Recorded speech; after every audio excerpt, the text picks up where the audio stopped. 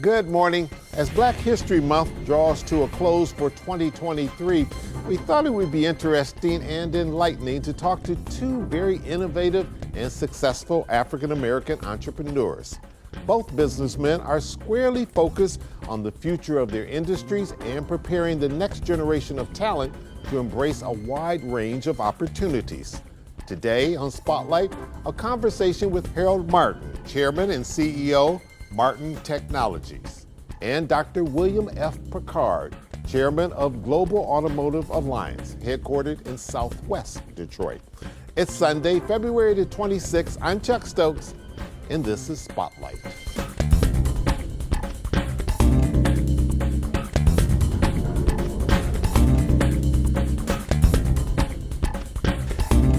Mr. Martin, would it be fair to say that at one point in your life you were a competitive race car driver, that you still have that spirit inside of you, but from a competitive standpoint, you sort of put that on the shelf so that you could really expand your business and outreach to multiple countries and really have a much greater, stronger impact on people and the green industry? Yeah, you know, it's been really tough to have that passion in racing where you had that desire to win, that desire to innovate and do all of those types of activities. Today, I find us taking some culture items out of there. For example, having a sense of urgency. When you look at today's world and the various challenges we have, we need to go address those now. So as in racing, it was always about activation. It was about how do you address that now? Imagine this car that came into the pit area. You had a fast precision solution. And that's what we're trying to do as well in the global growth of Martin. Global warming, controversial topic. Some people say it isn't, a lot of people say it is. Your standpoint. Is there truly global warming, or is this just alarming people? I think there's true global warming. I am so invested that our great-great-grandchildren, Chuck, could have the same life that we know of on this earth. So I want to be proactive as you look at all of the information that's made available from the carbon that's in the air. Those are bad attributes, and we have to work on those things. So I see it as real, and I see it as wanting to be part of solutions to help address that. We work on 3 propulsion systems today. ICE, which is the internal combustion engine. We happen to believe there are still a lot more opportunities to still refine the emissions, and particularly the carbon that come out of those engines. But also, we are very involved in EV. We are building electric vehicles. We are developing the technology and very active and involved in that. You clearly see that as the future of the automotive industry. I see it as a significant part, but not the sole future. Okay. We are also, Chuck, working on hydrogen. And we see hydrogen having a longer play and a better solution to the overall energy needs that's out there. So we find ourselves in all 3 propulsion systems. So we're talking about clean technology, not just here in the U.S. You've extended your branch across the ocean. You're working a lot with Africa. Yeah, so we've had a great opportunity to go to the White House and understand at the U.S.-Africa Summit the various needs that's out there. Our company was already a global company, so we created another company called Martin Global Energies. And we're now very involved in Africa and many other continents. So there's a big meeting coming up very soon for us in South Africa, where we're really looking at a rollout plan of our new technologies there in their country. You've gotten your family into business. Why? You know, it's about succession, and I really wanted them to have a passion and being able to carry on this brand name that we've created and the humbleness that comes with it. So my son, Harold II, has been very involved, and he's learning and earning his stripes. This company was started from racing, and you would see that legacy. But also, you would start to see innovation. you would see examples of many of the great companies that we are partnered with. We do business for just about every automotive company in the world. We've been doing business with them for about 28 years. So you're dealing with the OEMs, the Yes. top suppliers? Top suppliers, all of those are our customers. All right. We're going to take a little break. When we come back, we're sitting in Black History Month. You're African American. I want to talk about the significance of what you're doing as it relates to where we've been, where we're going, and opportunities for young people, particularly minorities. We'll be right back. Stay with us.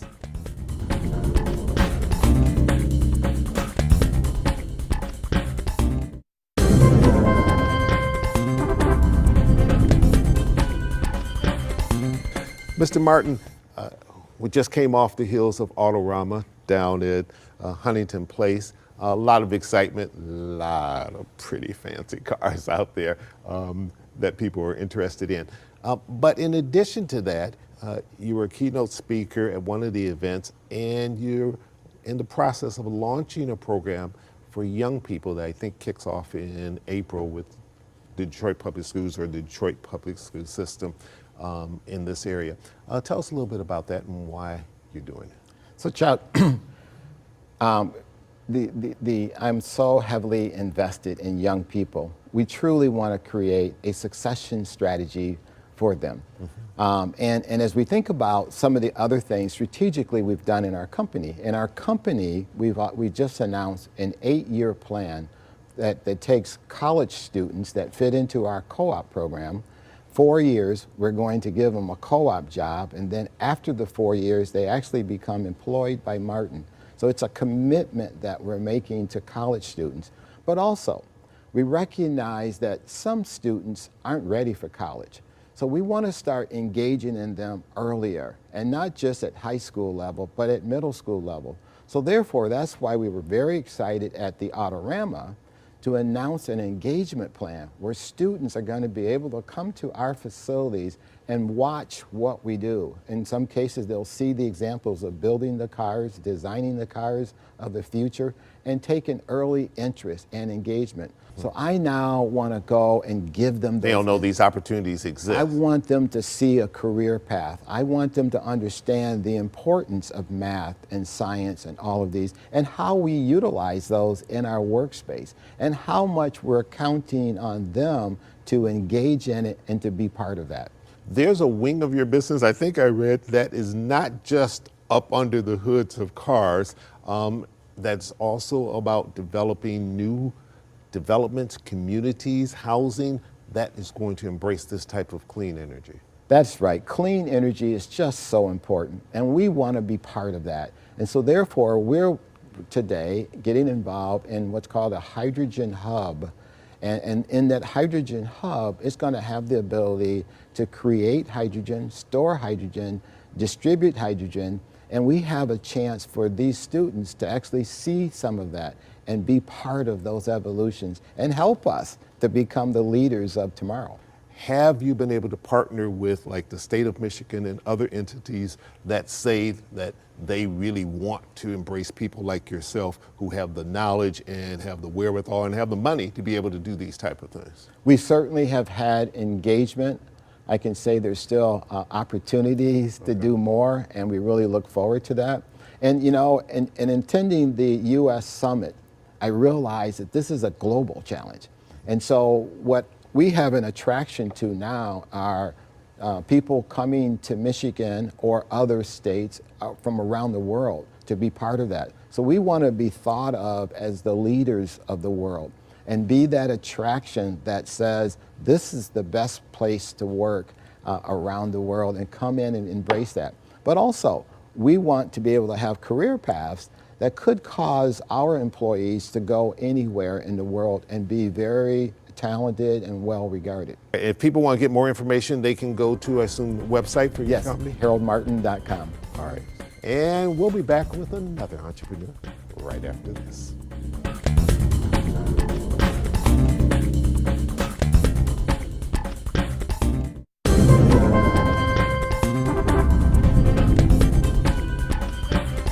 Now, I think the last time I had you in studio, maybe downtown, it was talking about the book that you wrote before. Yes. You got a new book out, all right? We've gotten past COVID, Yes. and now we're going. And this one is called Surviving the Shift, 7 Proven Millionaire Moves for Embracing Change and Building Wealth. Why this book? What is your... Well, you said it earlier, we survived COVID. And we survived 2 or 3 years when the world literally stopped. Right. And in my opinion, that was quite a shift, not only individually, but collectively.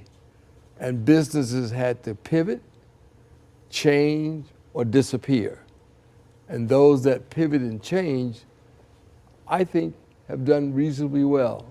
So the question becomes, how do you prepare for the next shift? And it might not be climatic, or it might not be weather, it might not be drugs or medicine, but there's always a shift right around the corner in business. As a matter of fact, electrification is a big shift for automotive. So you have to prepare for it. McDonald's locally probably did very, very well in most cases for now. Remember, you cannot have a sit down in the restaurant when you buy something. So everything was through the drive-through. And believe it or not, I often did more business through the drive-through than I did when my restaurants were open with seating and et cetera. So it was a mixed bag. Some people folded up, some people excelled. I have a friend who's in the chemical business, and he was making all kinds of chemicals for General Motors, Ford, and Chrysler. And during the pandemic, he shifted to sanitizers, hand sanitizers, and literally quadrupled his business. So you must be prepared to pivot or shift. In your book, you talk about 7 very important principles. Enumerate on that. How did you come to these 7? And Well, I think all of us who love reading, and love reading especially about business and successful entrepreneurs, might come up with 9 or 10 or 3 or 4. In my case, there were 7 things that kept jumping at me as I read over the last 30 years. First one was vision. Vision. You will never be what you cannot see. You must visualize what you want to actualize. And I would suggest... Gotta have a dream. Gotta have a dream. Yeah. Hopefully the bigger the better. As a matter of fact, I oftentimes say to students that Jay-Z is one of my favorite people because at 18 years of age, Jay-Z, the billionaire rapper, 18 years of age, he lived in Brooklyn in the Marcy Projects. This 18-year-old kid, and you remember the projects windows were very small. This 18-year-old kid sat down and wrote the following: your vision must be greater than the window you're looking through. Relationships. Where would Bill Prickard be if it were not for an Arnold Pinckney and a Damon Jerome Keith and a Francis Albert Cornegay and a Henry Ford II? These were men and women in many cases who just saw something in me that I probably did not see in myself. And they changed my trajectory in life, and probably for generations to come. You also talk very eloquently about what you call the squad, some of the closest friends to you, Yeah. Dennis Archer being one of them, and the relationship that you had and what I guess you've learned from each one of them and how you all interact in making all of you, I mean, these are all very successful people. One may be in law, one started off as a dentist, and it's an array of people. Why has that squad been so important? Well, God has really been the centrex of a lot of this, I believe. Firstly, I'm an only child. So I think I have a proclivity to join and meet people a little bit more maybe than the average person. But whether it was Dennis Archer, Larry Crawford, or Ron Hall, or Alex Parrish, Roy Roberts, there seemed to have been a moment in time when this great city brought a lot of us together from Saginaw, from Flint, and from Cassopolis, that something magical happened. Now, obviously, the Big Three were doing their thing, Coleman Young was doing their thing, but there was something else going on when God saw fit to permit this group of young black men to all have a bond and a desire to do good in the community and excel. And sometimes I'm just baffled by how it all came together. But it did. I want to talk about something you write about in your book, and that's faith. We'll be right back. Stay with us.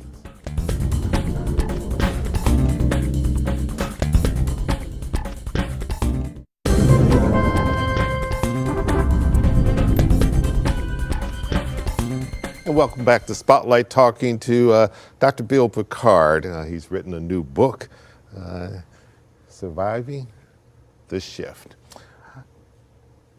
2 F's are important in your book, okay?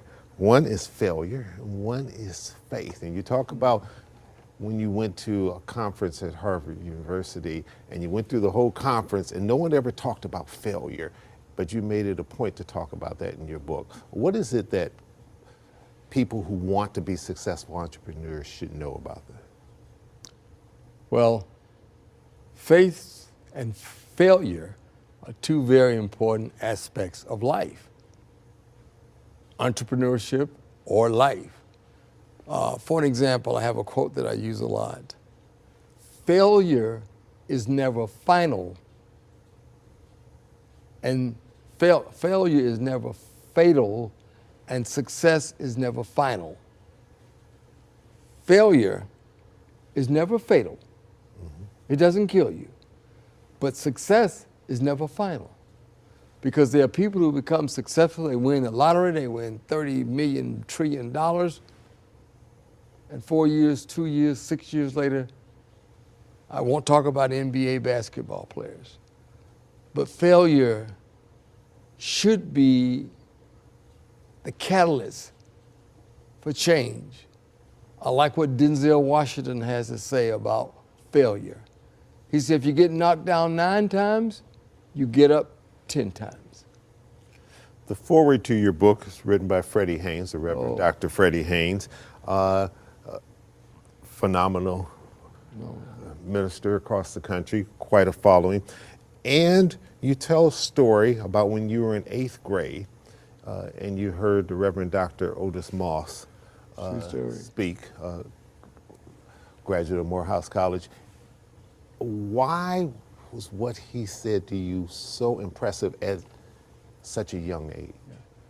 I guess I was 13 or 14 years of age in a little town called LaGrange, Georgia.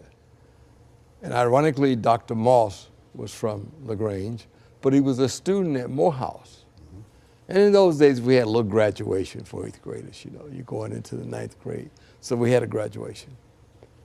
And here we are in Georgia, in an all-black setting. Integration had not come at that point. And he said to these little boys and girls, you're gonna grow up, you're gonna be successful. Some of you will be lawyers, some will be school teachers, some will be doctors, but you're gonna be successful. But remember, success without service is worse than a thief in the night. I understand you just recently donated to the 40th college, many of them HBCUs. You've been honored by multiple universities because of the work that you've done, but you've given not just to colleges, you've given to all sorts of nonprofits and organizations. Why is giving back so important to you, and what do you hope that does for people that are lucky enough to receive some of the funds from you? I firmly believe, strongly believe, that all of us have a God-given talent. And sometimes it just takes a small gesture or a friendly smile to help propel that gift into a wonderful kind of life. In my own life, we moved from LaGrange to Flint, Michigan when I was in the 9th grade. I had a hard time. You know, you're 19 years, you're 15 years old and you're struggling with life. And one teacher, one white teacher named Helen Steele at Flint Northern High School said to me one day, "You have a good mind. Why don't you put it to good use?" When I came to Detroit, 1971, like most young men and women, I had dreams, I had aspirations, but I didn't have much else. And over those 50 plus years, this town embraced me, wrapped their arms around me, and literally carried me when I couldn't carry myself. And for that, I am forever, forever indebted. So I must give until it helps. Quick final question. I think I'm going to know the answer, but I'm going to try this. Some years ago, I went down to Florida and I was interviewing Max Fisher, who you knew. And I said, "Max, do you have any idea how much money you've given away?" And he shook his head and he said, "I have no idea." You have any idea how much money you've given away? I have to ask Carl Bell to be close, but I don't. Carl keeps the ledger, huh? I don't, but I know this. There's a lot of work to be done. And my small contributions can help and does help, I hope. Dr. Bill Prickard. The book is called Surviving the Shift, 7 Proven Millionaire Moves for Embracing Change and Building Wealth. It's on Amazon and Simon & Schuster, and it's easy to find. And I think you'll enjoy picking it up. Thanks so much for coming in. Thank you, Good sir. talking to you, and especially during Black History Month. Thank you again. All right. And I'm Chuck Stokes. We'll be back next week with more newsmakers in the spotlight. We hope you have a great week.